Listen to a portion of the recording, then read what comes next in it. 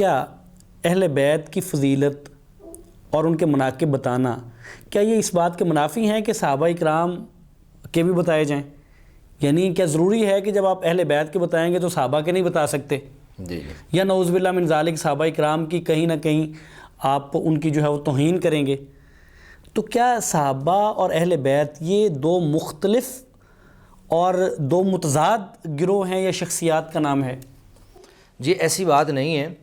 جو صحابہ اکرام ہیں وہ اہل بیت بھی ہیں، یعنی جتنے اہل بیت ہیں وہ ایک تو ان کا خاندان کا تعلق ہے اور اس کے ساتھ ساتھ وہ صحابی کی تعریف پہ بھی پورے اترتے ہیں. ٹھیک ہے. تو علماء اہل سنت والجماعت کا یہی موقف ہے اور یہی عقیدہ ہے کہ صحابہ اہل بیت ہوں یا صحابہ غیر اہل بیت ہوں، ان کا احترام کرنا یہ ہمارے ایمان کا حصہ ہے، اور ان کی بات جو سنت ہے اس کو اپنانا یہ ہمارے لیے لازم ہے. ہم اس میں فرق نہیں کر سکتے کہ ہمارے لیے تو سب محترم ہیں اور مقدس ہستیاں ہیں.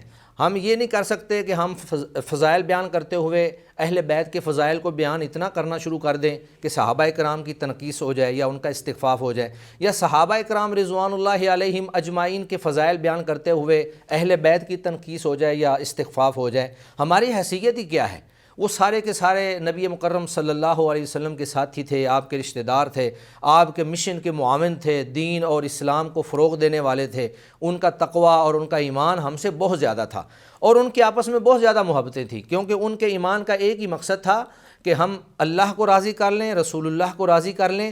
اس کے علاوہ ان کی زندگی کا مقصد ہی کوئی نہیں تھا. وہ ذاتی عداوتیں نہیں رکھتے تھے، ایک دوسرے کے مخالف نہیں تھے، بلکہ ایک دوسرے کے لیے ہمدردی، پیار اور محبت اور خیر خواہی کے جذبات رکھتے تھے. ایک دوسرے کے پیچھے نمازیں پڑھتے تھے اور ایک دوسرے کے ساتھ ہر طرح کا جو بھی تعاون ہوتا تھا وہ کرتے تھے. ان کی آپس میں بڑی محبتیں تھیں، اور وہ ایک دوسرے میں یہ فرق نہیں کرتے تھے کہ یہ اہل بیت ہیں، یہ اعلیٰ ہیں، یا یہ دیگر صحابہ ہیں، یہ اعلیٰ ہیں.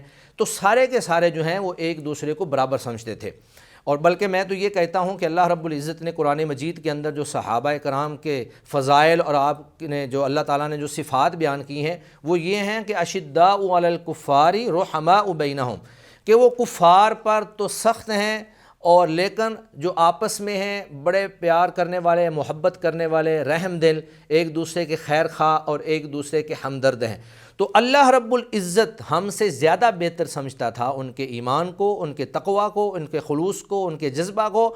تو جو اللہ رب العزت نے قرآن مجید میں بیان کر دیا ہے وہ جھوٹا نہیں ہو سکتا ہے. آج کل کے ہمارے جو غلط بیانی کرنے والے لوگ ہیں، جو ان کے درمیان لڑائی جھگڑا یا اناد یا باہمی طور پر نفرتیں اس طرح کا اظہار کرتے ہیں، یہ لوگ غلط ہیں. اللہ کی بات غلط نہیں ہو سکتی ہے.